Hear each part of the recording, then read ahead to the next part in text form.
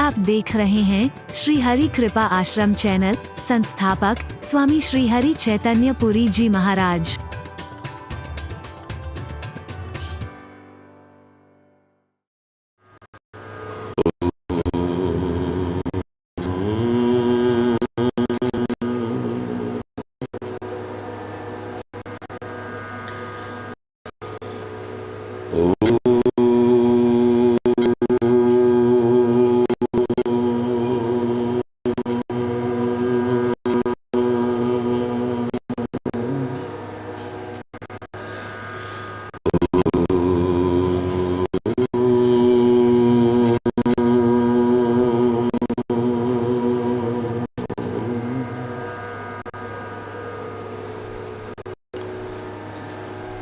सर्वे भवन्तु सुखिनः,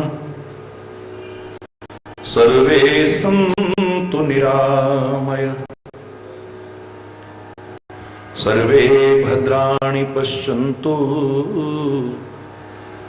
मा कश्चित् दुःखभाग् भवेत्। ॐ शान्ति शान्ति शान्ति।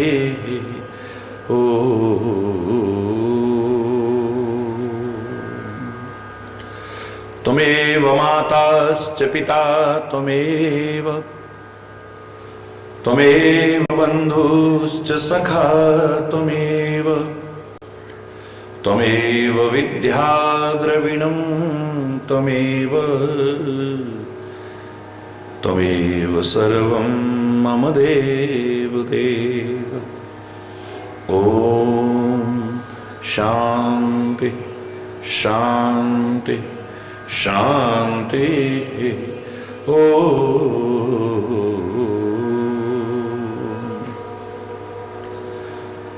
ध्यानमूलं गुरुर्मूर्ति, पूजामूलं गुरुपदं, मन्त्रमूलं गुरुर्वाक्यं, मोक्षमूलं गुरुकृपा। ॐ शान्ति शान्ति शान्ति।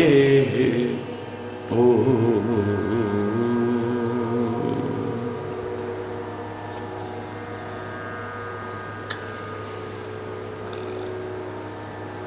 तेरी महिमा हरि है न्यारी न्यारी, बड़ी प्यारी प्यारी हरि हरि। जय जय नारायण नारायण हरि हरि, नारायण नारायण हरि हरि।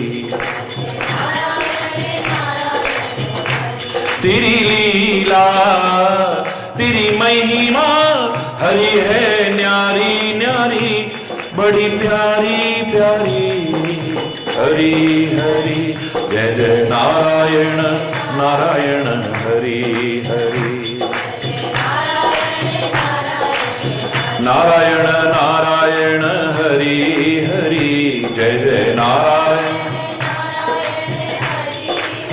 नारायण नारायण हरि हरि, नारायण नारायण हरि हरि, नारायण नारायण हरि हरि। जय नारायण नारायण हरि हरि। जय जय तेरी लीला तेरी महिमा हरि है न्यारी न्यारी, बड़ी प्यारी प्यारी हरि हरि।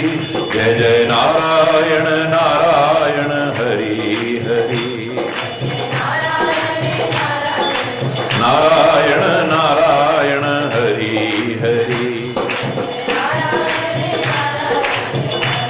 हम आए शरण तिहारी हरि,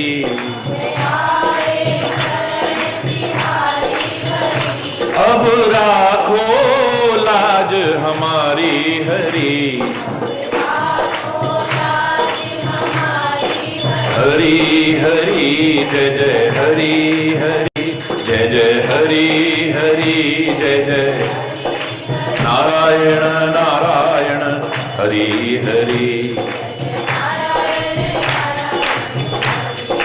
नारायण नारायण हरि हरि भक्तों के प्राण धारे हरि भक्तों के सारे जग के परम सहारे हरि सारे जग के परम सहारे हरि हरि जय जय जय जय हरि हरि जय जय नारायण नारायण हरि हरि जय जय नारायण नारायण हरि हरि जय जय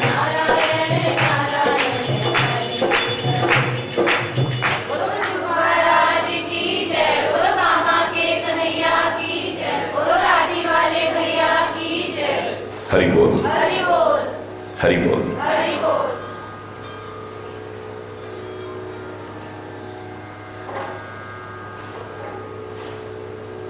बालपन कैसा हो श्री राम सिखा रहे हैं।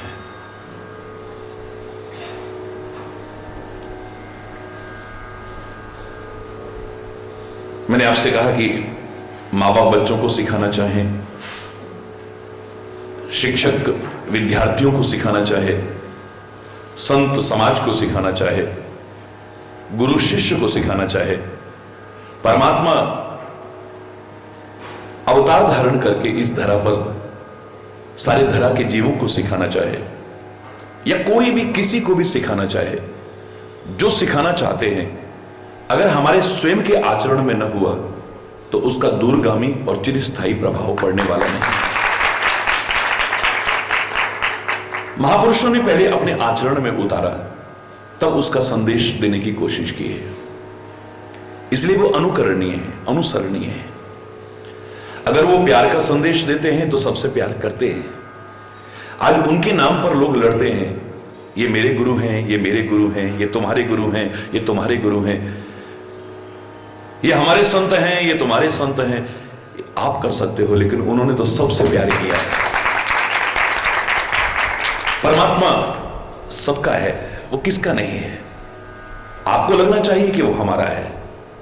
मैंने कल भी इशारा किया कि आप अगर कहते हैं कि मेरे तो गिरधर गोपाल दूसरों न कोई, मेरा तो वही है बस, इसमें कोई बुराई नहीं है, लेकिन तेरा कोई और नहीं है, यह कहना एक अपराध बन जाता है। मेरे तो ही है लेकिन तेरे तो सब हैं, तू किसका नहीं है या तेरा कौन नहीं है। चाहे वो परमात्मा हो, चाहे वो संत हो, चाहे वो सदगुरु हो, चाहे वो महापुरुष हो, चाहे ये पृथ्वी है, सबकी है। आकाश सबका है, वायु सबकी है। कोई भेदभाव नहीं है इनके मन में। अगर वो भेदभाव न करने का संदेश देते हैं तो पहले सबको प्यार करते हैं। अगर वो सादगी का संदेश देते हैं तो स्वयं भी सादगी परिपूर्ण जीवन जीते हैं। लालच न करने का संदेश देते हैं तो स्वयं भी लोभ का परित्याग करते हैं, पास फटकने नहीं देते हैं। कथनी और करनी के अंतर के कारण आज के तथाकथित उपदेशक और उनके उपदेश मजाक का पात्र बनकर के रह गए। हरि बोल। हमें कहते हैं परमात्मा पर भरोसा रखो, तुम्हारी रक्षा करेगा, लेकिन स्वयं बॉडीगार्ड के बिना चल नहीं सकते, सिक्योरिटी के बिना चल नहीं सकते। जो हमें सिखाते हैं अगर स्वयं के आचरण में न हुआ तो मर्यादा पुरुषोत्तम श्री राम की अन्य विशेषताओं में सबसे बड़ी विशेषता यही है, उन्होंने अपने जीवन के आचरण को माध्यम बना करके सिखाने की कोशिश की है, स्वयं करके दिखाया है। इसलिए तुलसी कहता है कि राम की लीलाएं परमात्मा की लीलाएं नहीं है, सामान्य मनुष्य की लीलाएं हैं। परमात्मा होकर के भी सामान्य मनुष्य की लीलाएं करने का क्या भाव हो सकता है। यह हो सकता है कि उनको अपने जीवन के आचरण में उतारने में ये लोग कहीं वंचित न रह जाएं।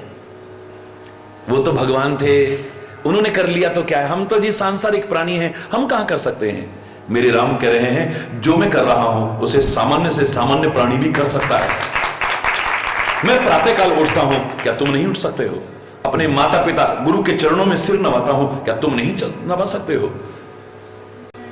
मैं अगर अपने गुरुओं का सम्मान करता हूं, क्या तुम नहीं कर सकते हो? मैं धर्म की संस्थापना में अपना योगदान देता हूं, अगर तुम चाहो तो क्या नहीं दे सकते हो? मैं अधर्म के विनाश के लिए तत्पर रहता हूं, अगर तुम चाहो तो क्या नहीं कर सकते हो? समाज में जिन्हें ठुकराया, उपेक्षित समझा, ऐसे उपेक्षित और ठुकराए हुए समाज को भी मैंने गले से लगाया है, चाहे वो शबरी हो, चाहे वो निषाद हो, अगर तुम चाहो तो क्या नहीं लगा सकते हो? मैंने जिसे अपने जवान से मित्र कहा है, मैंने मित्रता को निभाने की कोशिश की है, अगर तुम चाहो तो क्या नहीं निभा सकते हो? मैंने जो किया है, अगर तुम चाहो तो कर सकते हो। उनकी हर आचरण, हर क्रिया, हर व्यवहार, हर चेष्टा हमें सिखाने की कोशिश करने, सीखने वाले होने चाहिए। गुणग्राही बनकर के सीखने की कोशिश करें। हम क्या सिखा रहे हैं? सीखने वाला तो नीच लोगों से भी सीख लेता है, अधम लोगों से भी सीख लेता है, निकृष्ट लोगों से भी सीख लेता है, सीखने वाला बशर्ते कि हो। फिर यहां तो परमात्मा स्वयं सिखाने की कोशिश कर रहे हैं, क्यों नहीं सीख रहे? उत्तम विद्या लीजिए यद्यपि नीच पे हुए।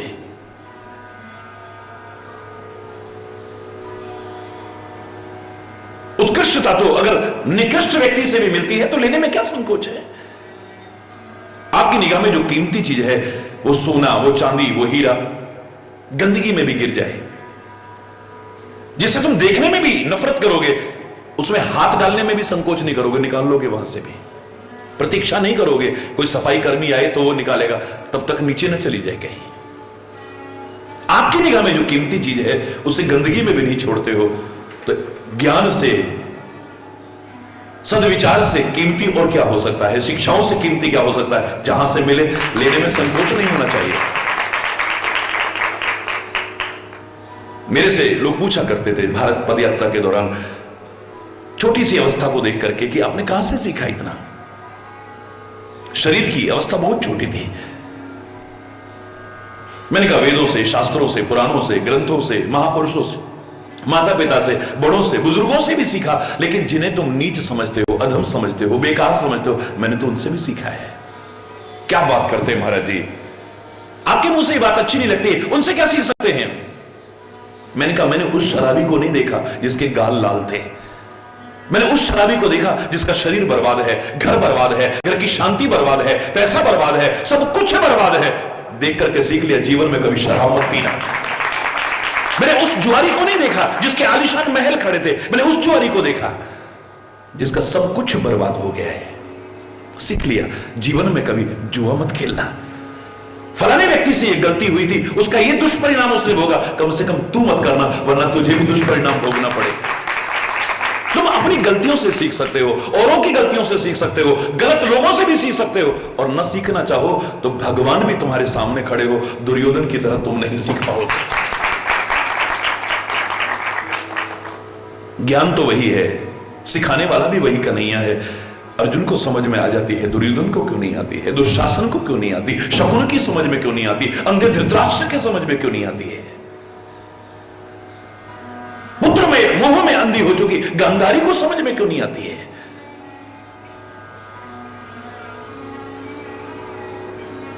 गुणग्राहक बनो, गुणग्राहक। सज्जनों की विशेषता यही बताई है, मधुकर सरिस संत गुणग्राही।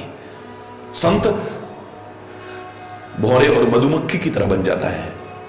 वो नहीं देखता कि गुलाब का फूल है या कमल का फूल है या सरसों का फूल है, जहां से रस मिले ले लेता है। जरा जरा सा ले करके भी एक दिन इतना रस इकट्ठा कर लेता है। हां, यहां तक सीखना, आगे संचय की प्रवृत्ति मत सीखना, वरना इकट्ठा तुम करोगे, तोड़ करके कोई और ले जाएगा। हरि बोल, जोर से बोलो। जो अच्छाई मिलती है उससे सीखो।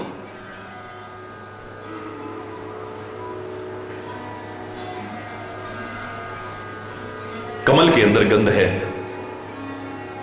लेने वाला दूर जंगल से भौरा खिंचा हुआ आ जाता है, दूर जंगल से।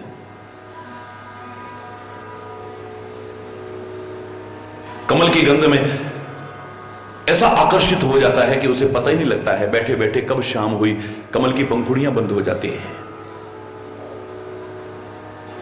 लकड़ी में छेद करने की सामर्थ्य है भौरे में, लेकिन उसकी खुशबू का आनंद वो जानता है। कमल की कोमल पंखुड़ियों को नहीं काट पाता है, अपनी जान तक कुर्बान कर देता है। कमल में तो गंध है, भौरा इतनी दूर से खिंचा हुआ आ रहा है, लेकिन मेढक पास में रह करके भी कभी आकर्षित नहीं हुआ उसकी ओर। एक बार उसने सूंघने की कोशिश भी नहीं की है। बिल्कुल जहां कमल का फूल है वहीं रहता है वो। इसलिए कहावत भी बनी, मेढकी को जुकाम हो गया है, उसे आकर्षित नहीं कर पाई है, गुणग्राहकता नहीं है।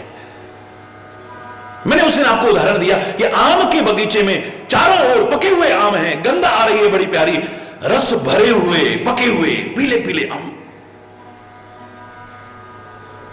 और जिसमें बहुत सारे आम लगे हैं उसी शाखा पर एक गिद्ध बैठा हुआ है। झांकता भी नहीं उधर, सूंघता भी नहीं उधर, चखने की कोशिश भी नहीं करता है। बैठा इतने रसीले आमों के पास है, लेकिन उसका ध्यान 1.5-2 किलोमीटर दूर जो मरा हुआ जानवर है उसकी ओर है। उसको नोच नोच के खाने को तत्पर है। हरि बोल। उसी शाखा पर एक कौवा भी बैठा हुआ है, लेकिन उसका आम की तरफ ध्यान नहीं है। उस पर जो चींटे चल रहे हैं, कीड़े चल रहे हैं, उनको उठा उठा के खा रहा है।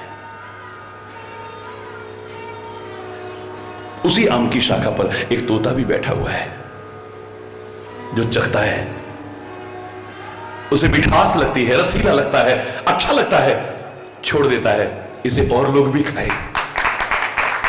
तोते का चखा हुआ आम बहुत मीठा निकलता है।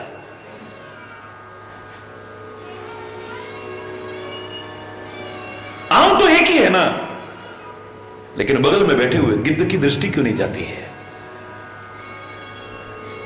वो उसके रस के लिए क्यों लालायित नहीं रहता है? कौवे को आकर्षित क्यों नहीं कर पाती है वो? मात्र तोते को ही क्यों? कहां पर क्या है इतना महत्वपूर्ण नहीं है, पर तुम कैसे गुण ग्राहक हो ये ज्यादा महत्वपूर्ण है। मैंने कहा था हरि चैतन्य के पास क्या और कितना है ना तुम समझ पाओगे, हरि बोलना, और ना तुम्हारे लिए इतना महत्वपूर्ण है ये। और संतों महापुरुषों के पास या इन ग्रंथों में क्या और कितना है ना तुम गहराई नाप पाओगे कभी, तुम्हारी सामर्थ्य नहीं है। और लेना भी क्या है? हरि चैतन्य के पास, संतों के पास, ग्रंथों में क्या और कितना है इतना महत्वपूर्ण नहीं है, पर तुम क्या और कितना ले सकते हो ज्यादा महत्वपूर्ण है।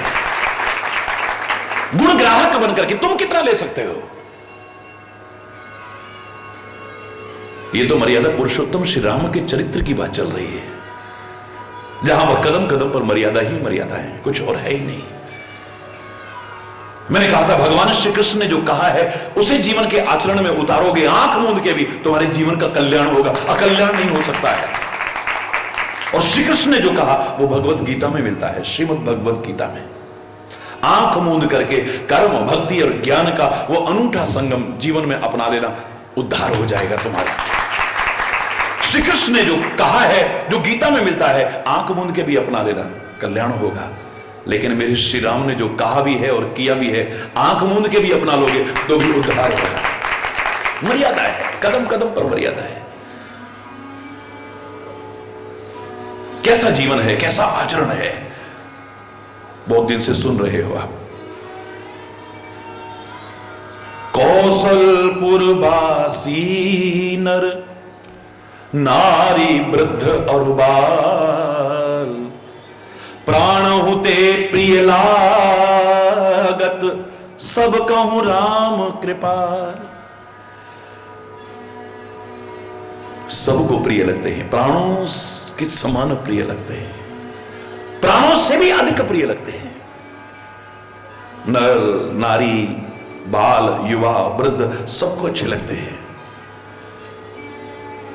एक व्यक्ति सबको संतुष्ट नहीं कर सकता है, एक व्यक्ति सबको प्रिय नहीं लग सकता है। एक व्यक्ति सबके सम्मान का अधिकारी नहीं बन सकता, चाहे भगवान भी क्यों ना हो। तुम भी अगर सोचते हो कि हर कोई हमें प्यार करेगा, हर कोई हमसे संतुष्ट हो जाएगा और हर कोई हमारा सम्मान करेगा, मूर्खतापूर्ण चिंतन है तुम्हारा। एक व्यक्ति का सारी दुनिया ने एक साथ न कभी सम्मान किया था, न कभी कर पाएगा। एक साथ एक व्यक्ति से हर कोई संतुष्ट हुआ हो, न हुआ था, न हो रहा है, न आगे हो पाएगा कभी। एक साथ एक ही व्यक्ति से सब प्यार करते हो, न ऐसा हुआ था, न हो रहा है, न आगे हो पाएगा, न भूतो न भविष्यति। हरि बोल। अपनी तरफ से कोशिश करनी है, हमारा जीवन ऐसा हो, हमारा आचरण ऐसा हो, हमारे कर्म ऐसे हो, हमारी चेष्टाएं ऐसी हो, हमारा व्यवहार ऐसा हो, हम सबको अच्छे लगे। लेकिन सबको संतुष्ट कर पाएंगे? ना ना ना, भगवान नहीं कर पाए। प्रत्यक्ष भगवान सामने, सूर्य भगवान प्रत्यक्ष नजर आ रहे हैं, सबको संतुष्ट नहीं कर पाए। सूर्योदय होते ही जागृति आती है, नव चेतना जागृत होती है, उठो उठो उठो उठो, दिन निकल आया, दिन निकल आया। लेकिन उल्लू कभी खुश नहीं होगा, आलसी व्यक्ति कभी खुश नहीं हो सकता है। दिन निकल आया, हरि बोल, जोर से बोल रहा है। भोगी विलासी व्यक्ति कभी प्रसन्न नहीं हो सकता है। अंधकार कभी प्रसन्न नहीं हो सकता है। कमल तो खिल उठता है, लेकिन कमल नहीं मुरझा जाती है, वो कभी प्रसन्न नहीं हो सकते।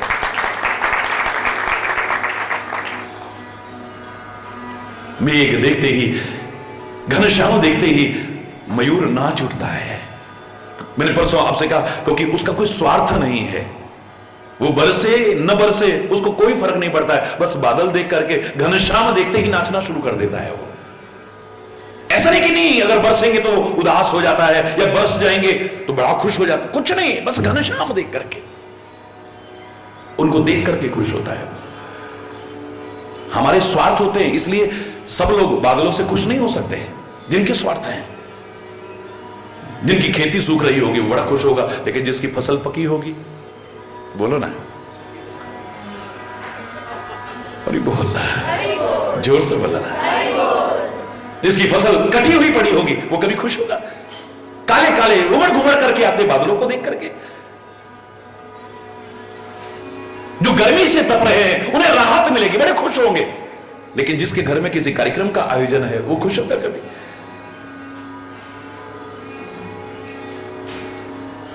जिसका निर्माण कार्य चल रहा है और आज लेंटर पड़ने वाला है, भगवान हरि बोलना।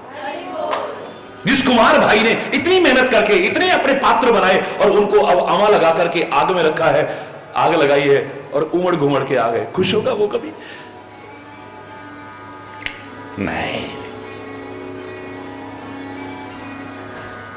भगवान सबको खुश नहीं कर पाए,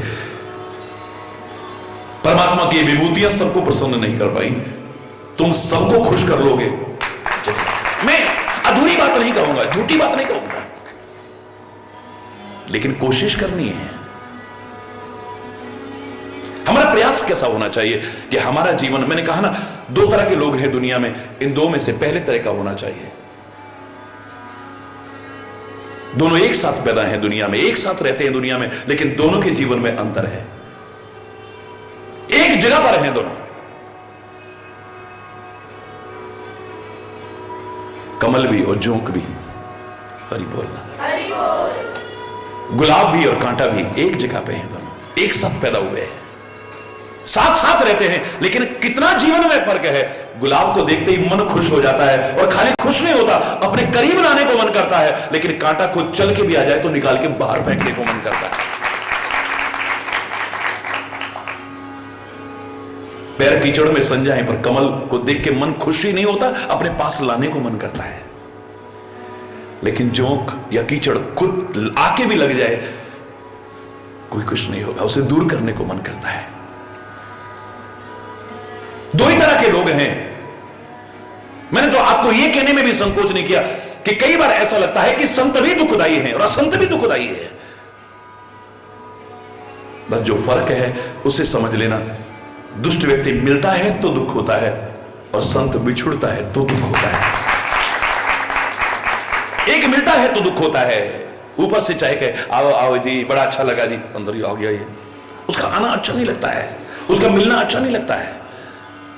एक का मिलना अच्छा नहीं लगता है, एक का बिछुड़ना अच्छा नहीं लगता। मिलत एक दारुण दुख दे ही और बिछुड़त एक प्राण हर ले। एक बिछुड़ता है तो ऐसे लगता है हमारी जान ही जा रही है, काश ये हमारे पास और रहता और रहता और रहता। करी बोलना, गुलाब जैसा जीवन बनाना, कांटे जैसा जीवन मत बनाना, कमल जैसा जीवन बनाना, जोंक जैसा दूसरों का खून पीने वाला मत बनना। कम से कम कोई खुश नहीं होगा तुम्हें देख करके। कोशिश है हमारी ऐसे जीवन की कि सब देख करके खुश हो जाएं और हमें अपना बनाने की सोचें, मजा कर रहे हैं। हमारे बिछुड़ने पर लोगों को लगे कि हमारी जान ही जा रही है। दशरथ तो प्राण ही त्याग देता है। अवधवासी अपने प्रेम को धिक्कारते हैं कि हमसे तो मछली अच्छी है, जो कहती है पानी से प्यार करती हूं, तो पानी से अलग होते ही तड़प तड़प के प्राण त्याग देती है। और हम कहते हैं राम से प्यार करते हैं, और राम के अलग होते ही हमारे प्राण क्यों नहीं निकल गए। धिक्कारते हैं, अपने प्रेम को धिक्कारते हैं। अरे बोलना, प्राण होते प्रिय लागे ही, सब कहूं राम, सबको अच्छे लगते हैं। यहां सबकी जो कैटेगरी है, यहां सज्जनों की चर्चा है। दुर्जनों को कभी अच्छा नहीं लगेगा। हरि बोलना, उनको कभी भी अच्छा नहीं लगेगा। सज्जनों का अभ्युदय, परमात्मा का अभ्युदय उनको कभी अच्छा नहीं लग सकता है। परमात्मा श्री कृष्ण का अवतार हुआ है, ब्रजवासी आनंद मग्न है, सब लोग हर्षित है। क्या कंस खुश होगा? बोलो ना। क्या पूतना प्रसन्न होगी? क्या अघासुर प्रसन्न होगा? क्या बकासुर प्रसन्न होगा? ये सारे राक्षस प्रसन्न होंगे कभी?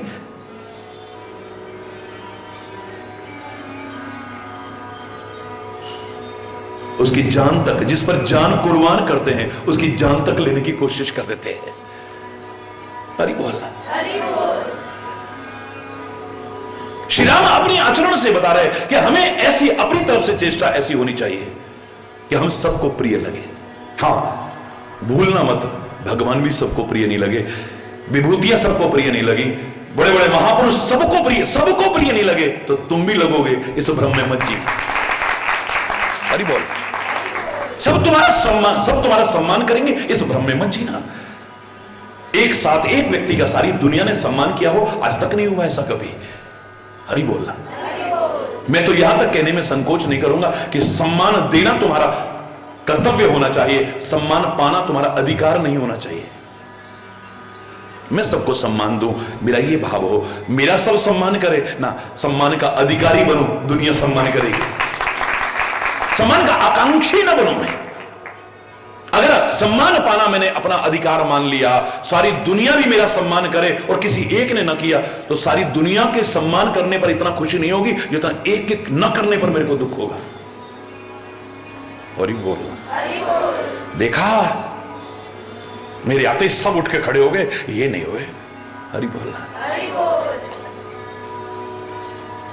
कई बार ऐसे भ्रम मैंने देखे, एक व्यक्ति को इतना बुरा लगा, किसी से दुर्भावना आ गई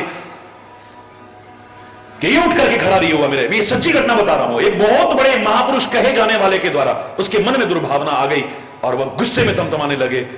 लेकिन जब पता लगा उस व्यक्ति के पैर ही नहीं थे जो बैठा हुआ था, शर्म के मारे पन हो गया। तुम सम्मान पाना अपना कर्तव्य अधिकार मत समझो, सम्मान देना अपना कर्तव्य समझो। अगर तुमने सम्मान पाना अपना अधिकार समझ लिया ना, कितना भी लोगों ने सम्मान किया तब इतनी खुशी नहीं होगी। किसी एक ने भी अगर ना किया, क्षुब्ध हो जाओगे, दुखी हो जाओगे, व्यतीत हो जाओगे तुम। इतिहास साक्षी है, दक्ष जब प्रजापति बने, इक्विवेलेंट टू प्रेसिडेंट, आज के प्रेसिडेंट के बराबर पद, तो उनका सम्मान समारोह हुआ। सारे के सारे देवी देवता इकट्ठे हुए, यहां तक कि विधाता एक वहां पर पहुंचे, भगवान शंकर भी पहुंचे वहां पे, असंख्य ऋषि मुनि पहुंचे हैं, 33 करोड़ देवी देव, मैं तो 33 कोटि कहा करता हूं, कोटि माने करोड़ भी होता है, और मैंने देवताओं की 33 कोटि यानी श्रेणियां बताई हैं।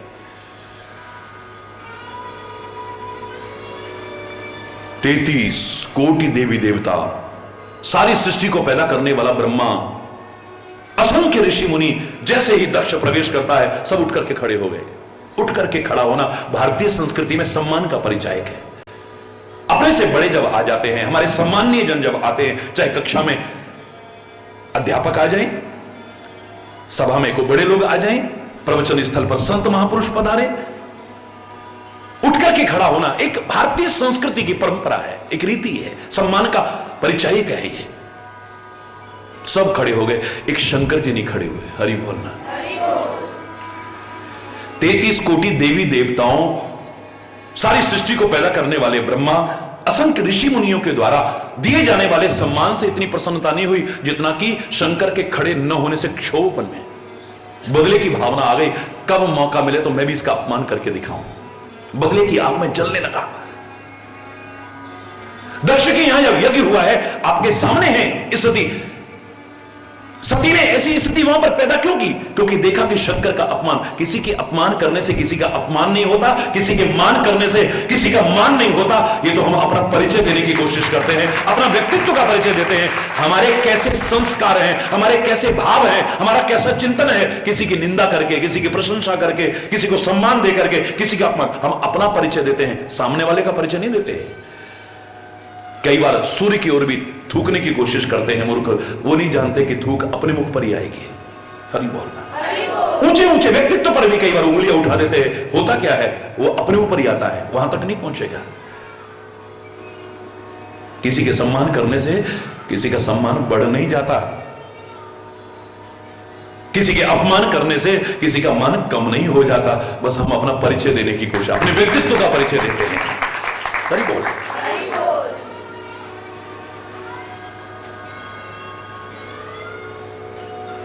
यज्ञ में भाग न देकर के शिव का अपमान करने की कोशिश की है उसने।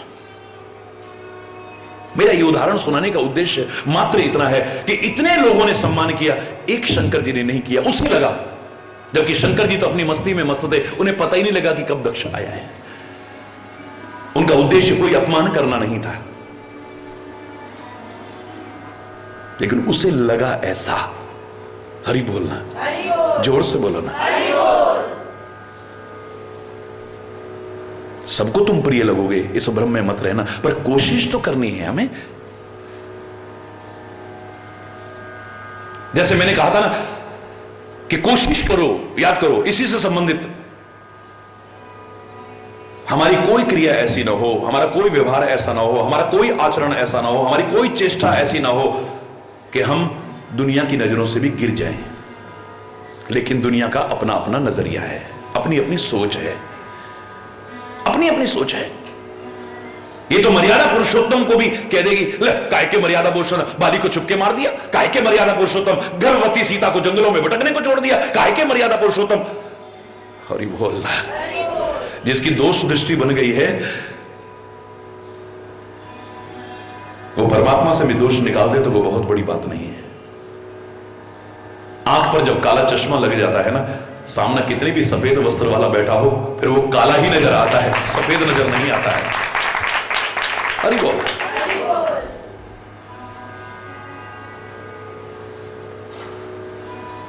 कोशिश करनी है कि दुनिया की नजरों से भी न गिरे हम, हमारी कोई क्रिया हमारी तरफ से ऐसी ना हो जाए, कोई चेष्टा, कोई व्यवहार, कोई आचरण, कोई कर्म ऐसा ना हो जाए।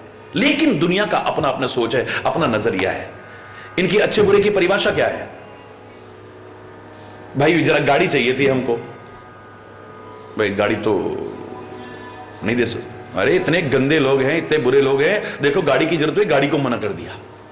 गाड़ी दे दो तो तुम बहुत अच्छे हो, मना कर दिया तो हो सकता है तुम्हारी मजबूरी हो सकता है तुमने टैक्स जमा नहीं करा, तुम उसको रोड पर नहीं आने देना चाहते अभी, हो सकता है, कुछ भी हो सकता है ना। इंश्योरेंस नहीं करा रखा है आपने, कोई कारण भी हो सकता है, खराबी भी हो सकती है उसमें, या आपको कहीं जाना है, मना कर दिया तो बहुत बुरे हो, चाहे तुम कितने भी अच्छे आदमी हो। हरि बोल।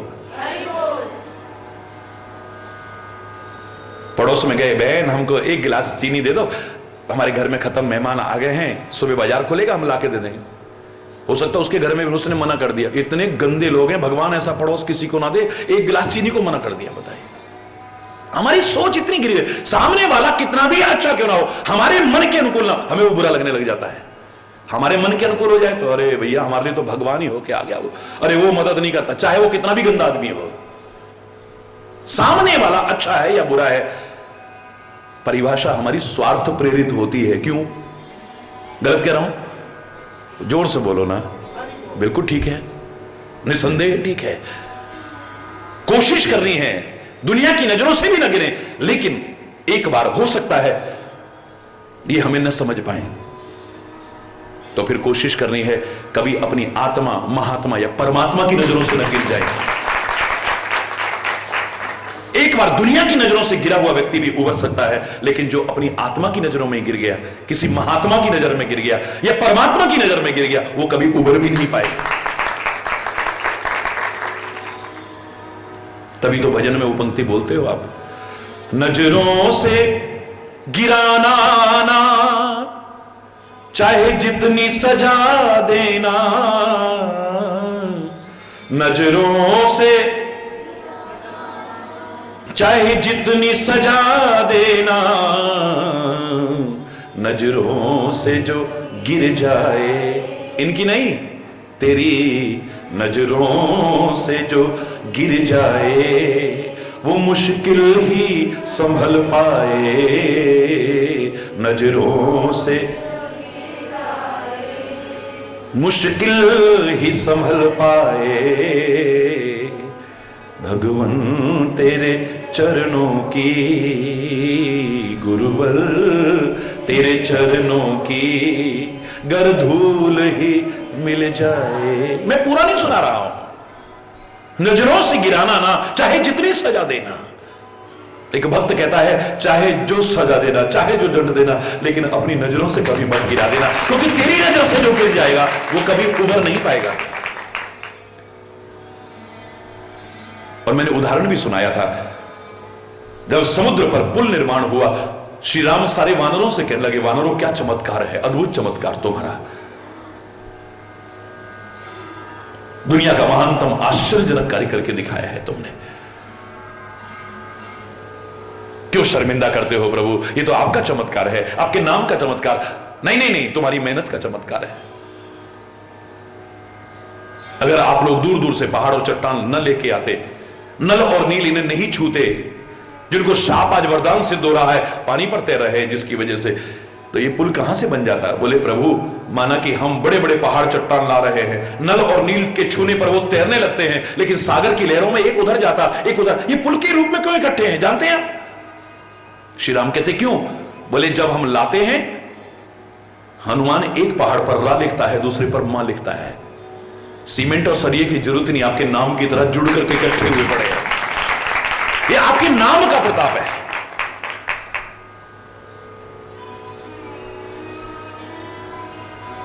वो कहते हैं आपका प्रताप, वो कहते हैं आपका प्रताप है, वो कहते हैं आपका चमत्कार है, आपकी मेहनत का चमत्कार है, वो कहते हैं आपकी कृपा का चमत्कार है। अंत रहित बहस, एंडलेस बहस चल रही है, अंत रहित। समझदार व्यक्ति कभी भी एक क्षण बर्बाद नहीं करता है व्यर्थ की बहस में, व्यर्थ के चिंतन में, व्यर्थ के क्रियाकलाप में, व्यर्थ के वार्तालाप में। एक क्षण भी, अनमोल एक क्षण भी कभी नष्ट नहीं करता है। गया हुआ ये अनमोल समय फिर वापस नहीं लौटता है। एक एक क्षण का सदुपयोग हो, दुरुपयोग तो बिल्कुल भी ना हो। श्री राम अंतरहित बहस को विराम देते हैं, कहते हैं बहस करके क्या मिलने वाला है, तुम कहोगे मेरी कृपा, मैं कहूंगा तुम्हारी कृपा। ऐसा करते हैं ना, परीक्षा करके देखते हैं। प्रत्यक्षम किम प्रमाणम, प्रत्यक्ष को प्रमाण की आवश्यकता नहीं है। हाँ प्रभु। भगवान ने एक छोटा सा कंकड़ उठाया, कहने लगे मैं इसे फेंकता हूं सागर में, अगर मेरे फेंकने के बाद ये तैर गया, मैं कहूंगा मेरी शक्ति है, वरना तो मानना पड़ेगा कि तुम्हारी इतने बड़े बड़े पहाड़ चट्टान तैर रहे हैं तो तुम्हारी शक्ति है। हाँ हाँ प्रभु, करके देख लो। भगवान ने जैसे ही वो कंकड़ फेंका, हाहाकार मच गया सारी सभा में। खोदा पहाड़ निकली चुईया, ये तो हमसे भी गए, हम इनको भगवान मान के सेवा कर रहे हैं। अरे हमारे फेंके बड़े बड़े पहाड़ और चट्टान भी तैर रहे हैं, इनका तो छोटा सा कंकड़ भी डूब गए। हुआ क्या कि भगवान ने जो कंकड़ फेंका वो नीचे नीचे जा रहा है, नीचे नीचे जा रहा है।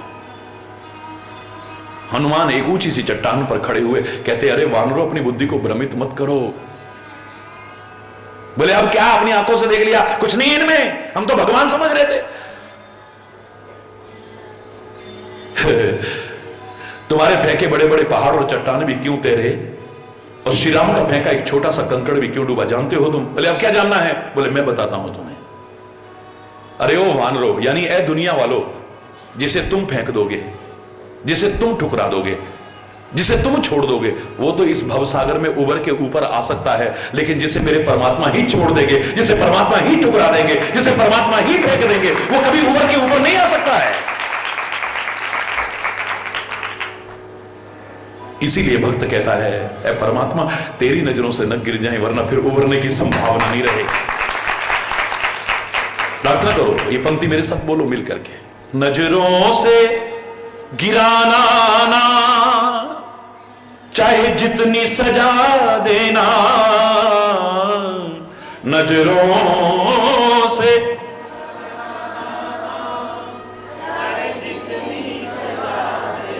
नजरों से जो गिर जाए, दुनिया की नहीं, तेरी नजरों से जो गिर जाए, वो मुश्किल ही संभल पाए। नजरों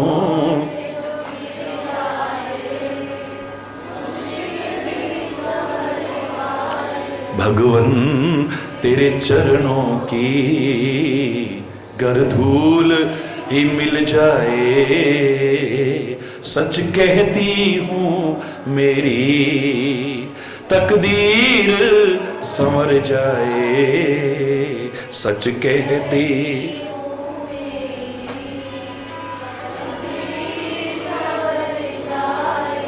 हाँ, श्री राम प्राणों से भी अधिक प्रिय लगते हैं सबको। हम भी जीवन ऐसा बनाएं उन सज्जनों की तरह, जरा कहीं से बिछुड़े तो लोगों लगे हमारी जान जा रही है। इन चरित्रों को पढ़ने का उद्देश्य क्या है? इनको सुनने और सुनाने का उद्देश्य क्या है? यहां जो अच्छाइयां नजर आए वो हमारे जीवन में हो। मैंने कहा था आपसे, संत महापुरुष मेरे सदगुरु ये ग्रंथ दर्पण की तरह होते हैं, तुम्हें शक्ल दिखाते हैं तुम्हारी। जैसे वो शीशा तुम्हें तुम्हारी शक्ल दिखाता है, हो सकता है उस शीशे पर अगर धूल जमी हो, आपको आपकी शक्ल ठीक नहीं दिखाई देगी। हरि बोलना।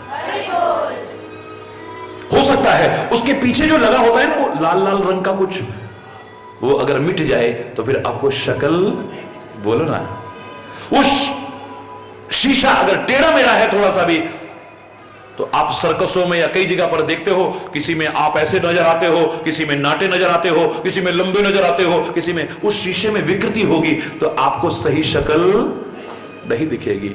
लेकिन ये वो दर्पण है तुम्हारी वास्तविकता से अवगत करा देगा। वो शीशा तुम्हें वास्तविकता नहीं है, इसलिए उसका नाम है आईना। आजकल की इंग्लिश के लिए तो बहुत अच्छा शब्द है, इंग्लिश है ना आजकल, तो हिंदी इंग्लिश मिक्स बोलते हैं। तो आई माने में ना, ये कह रहा है कि मैं जो अपने आप को समझा बैठा हूं, ये मैं नहीं हूं, मैं तो कुछ और हूं। ये जो बता रहा है ये तो अक्ष है, वो भी ठीक नहीं है। हरि बोल रहा। असली दर्पण जो दर्प न रहने दे, दर्पण मतलब दर्प, दर्प माने अभिमान न रहने दे, तेरी अकड़ को चकनाचूर कर दे, तेरे जीवन की वास्तविकता से अवगत करा दे। वो संत हो सकते हैं, सद्गुरु हो सकते हैं, वो ग्रंथ हो सकते हैं।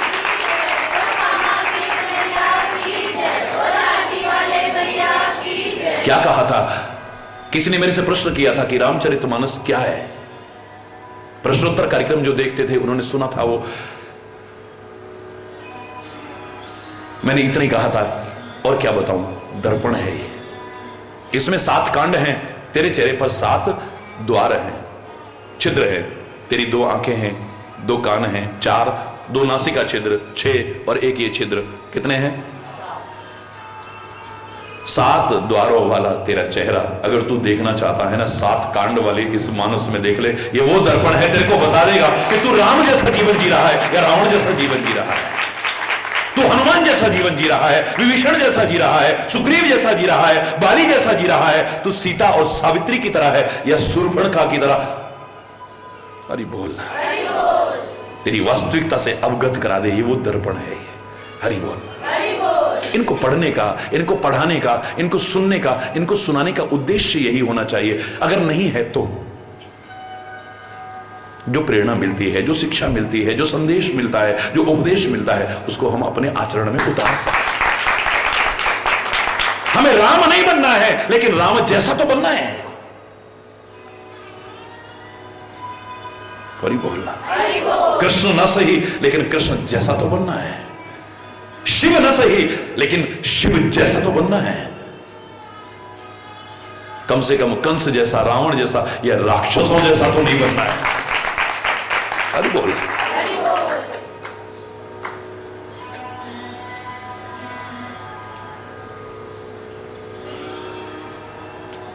बालपन को माध्यम बनाकर के कितनी प्यारी प्यारी शिक्षा दे गए हैं। अनुज सखा संग भोजन करही,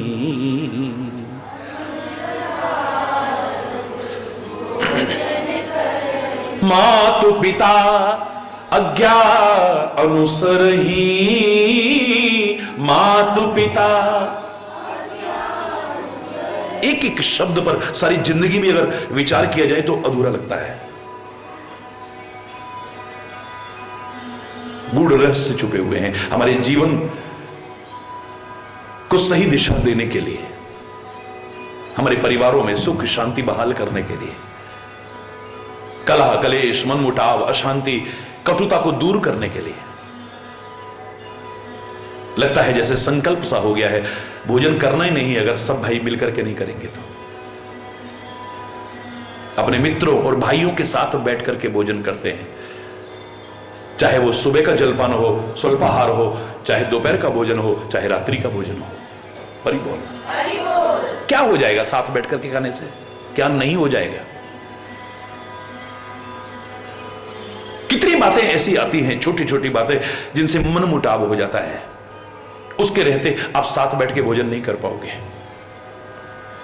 एक भोजन से दूसरे भोजन के बीच यदि आपका वो मन मुटाव दूर हो गया, तभी साथ के बैठ भोजन कर पाओगे, वरना नहीं कर पाओगे। यानी और ही बोलना।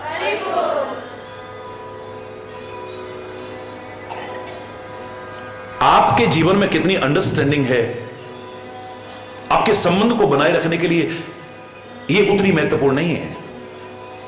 उससे भी ज्यादा महत्वपूर्ण है आप मिसअंडरस्टैंडिंग्स को कितना दूर कर सकते हो। याद रखना, अंडरस्टैंडिंग होनी चाहिए आपस में, चाहे वो पति पत्नी के बीच हो, चाहे भाई भाई के बीच में हो, मां बाप बच्चों के बीच में हो, मित्रों के बीच में अंडरस्टैंडिंग होनी चाहिए, गुरु शिष्य के बीच में हो, किसी के बीच में भी, कोई भी संबंध, कोई भी रिलेशन क्यों ना हो, आपस में अंडरस्टैंडिंग होनी चाहिए। बड़ी अच्छी बात है, लेकिन संबंध को बरकरार रखने के लिए अंडरस्टैंडिंग से ज्यादा मिसअंडरस्टैंडिंग्स हो, यानी गलतफहमियों को आप कितना दूर कर सकते हैं, ये ज्यादा जरूरी है। बाली और सुग्रीव में, भाई भाई में बहुत प्यार है, अंडरस्टैंडिंग बहुत है, एक दूसरे को समझते हैं। मैदानों में आके ललकारा, बाली उसके पीछे भागा है, जबकि बाली समर्थ है, उसको किसी की आवश्यकता नहीं है, लेकिन सुग्रीव साथ जाता है, भाई है ना।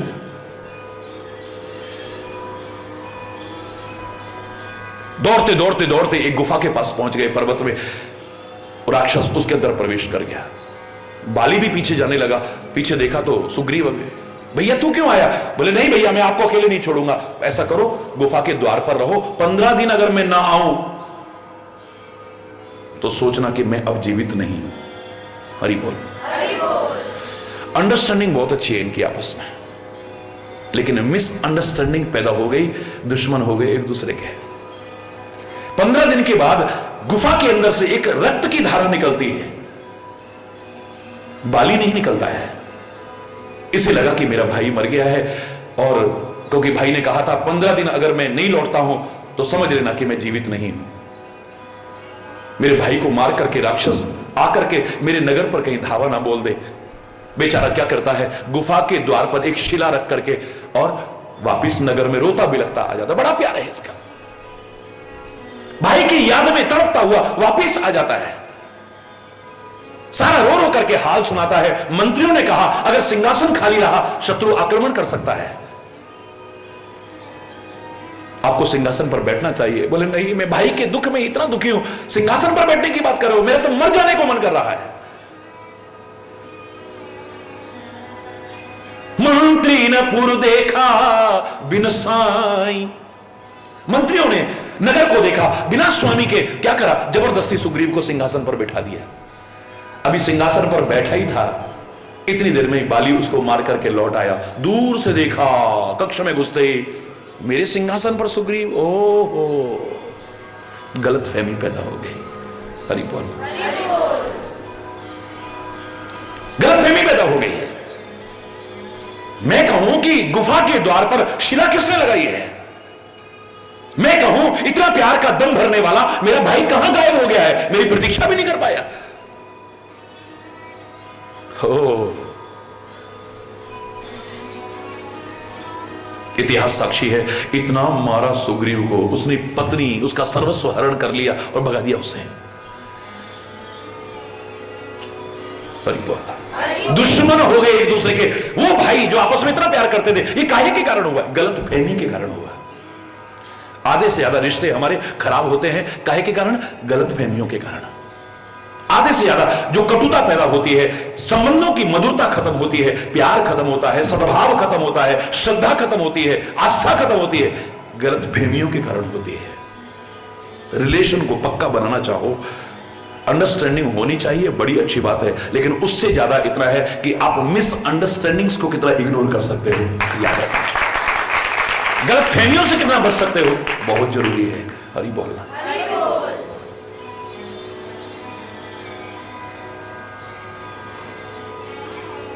एक भोजन से दूसरे भोजन के अंतराल में, यानी चंद घंटों के बीच में ही अगर आपकी गलतफहमियां दूर ना हुई, आपका मन मुटाव दूर ना हुआ, क्या साथ बैठ के भोजन कर पाओगे? बोलो ना।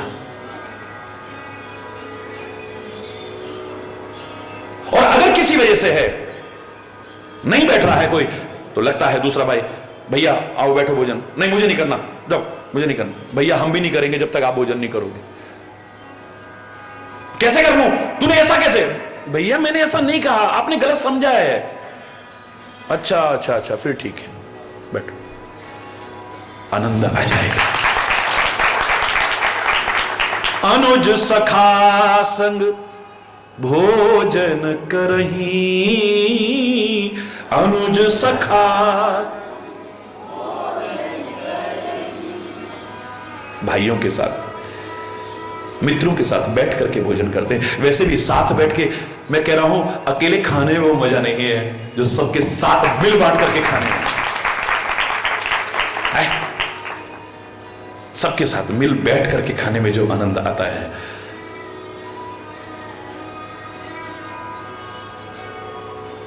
हरि बोल। कल भंडारे में जब मैं जाके वहां पंगत में जाके बैठ गया और ऐसे जाके बैठ गया तो हड़कंप मच गया सारे में, पूरी भीड़ में हड़कंप मच गया। हाय महाराज जी, ना आसन है ना कुछ है ना, हमने तो थाली अंदर लगा रखी है, आप यहीं बैठ गए। हकीकत मानो, किन्हीं कारणों से आप लोग चाहे वंचित रखते हो, पर मैं खाली कह नहीं रहा हूं, ये हकीकत है। सबके साथ मिल बैठ करके खाने में जो आनंद है वो अकेले बैठ करके नहीं है। आप कहेंगे परमात्मा को जब भोग लगाते हैं बंद कर देते हैं, वो अकेले बिल्कुल नहीं करते हैं। वो अकेले, उनका तो प्रण है, मेरे आश्रित जीवों के अंदर जब तक कुछ नहीं पहुंच जाएगा तब तक अन्न का एक दाना भी मेरे अंदर नहीं जाएगा। तुम्हें लगता है कि पर्दा करके उनको अकेले खिला रहे हैं, नहीं। वो द्रौपदी के पात्र में से एक कण खा करके अगर 10,000 शिष्यों सहित दुर्वासा का पेट भर सकता है, जो तुम्हें नजर नहीं आ रहा है, वो सारी सृष्टि का भरण पोषण कर रहा है। रुक्मणी को तो संदेह हो गया था, बड़ा कहते थे कृष्ण, मैं जब तक सबको नहीं खिला देता हूं, मेरे आश्रित जितने जीव हैं, तब तक मैं अन्न का एक दाना भी ग्रहण नहीं करता हूं। रुक्मणी बोली, आज परीक्षा करके दिखाऊंगी। बातें तो बड़ी मारते हैं, देखती हूं। मैंने तो कभी नहीं देखा है कि सबको खिलाते हो पहले तब खाते हो। ये तो फट सबसे पहले भोग लगा लेते हैं, उसके बाद में सब खाते। हरि बोल रहा, जोर से बोल रहा। जैसे ही भोजन परोसा गया, भगवान श्री कृष्ण ने बड़े प्यार से जल हाथ में लेकर के पंच प्राणोपासना की है। ओम प्राणाय स्वाहा, अपानाय स्वाहा, व्यानाय स्वाहा, उदानाय स्वाहा, समानाय स्वाहा, क्योंकि ब्रह्म का स्वरूप है ये। और जो भोजन हम शरीर को देते हैं ये प्राणों के लिए समर्पित होता है। ये प्राण मांगते हैं। कौन मांगता है? कभी भी जब अति भूख हो जाती है हम क्या कहते हैं? हाय मेरे तो प्राण निकल रहे हैं अब तो। ये प्राणों को बचाने के लिए है, शरीर को बचाने के लिए नहीं है। हरि बोलना। हम शरीर के पोषण में लग जाते हैं, हम प्रमुखता स्वाद को देते हैं। कैसा दिखता है ये देखते हैं, कैसा लगता है ये देखते हैं, पर इसके लिए भोजन बना है, भोजन के लिए ये नहीं बना है। हरि बोलना, जोर से बोला। इसलिए महापुरुष जितना इस शरीर की रक्षा हो सके, प्राणों की रक्षा हो सके, उतना ही ग्रहण करते हैं।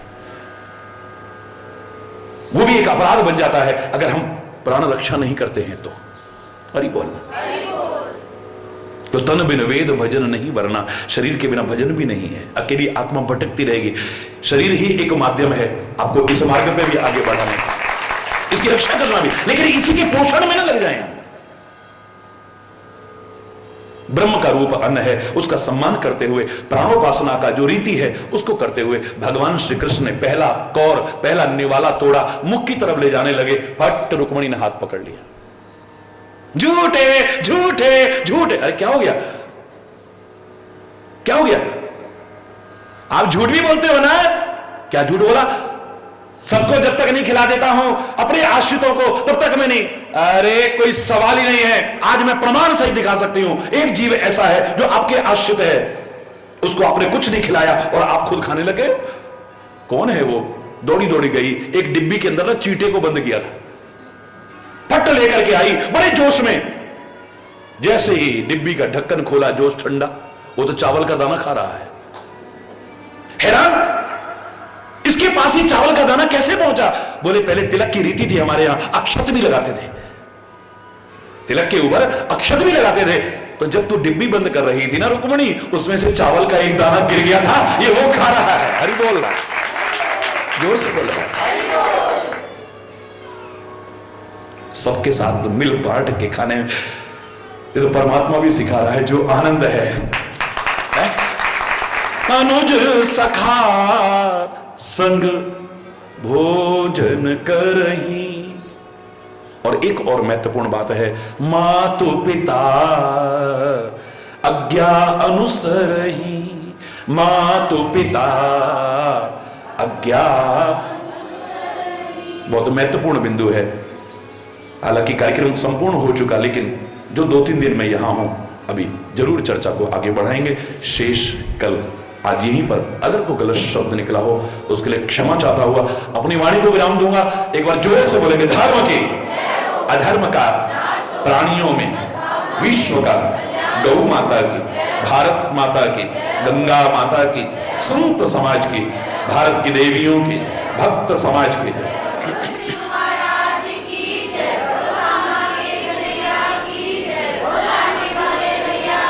बोलो वृंदावन बिहारी लाल की जय। जय श्री राधे श्याम राम। हरि बोल, हरि बोल, हरि बोल।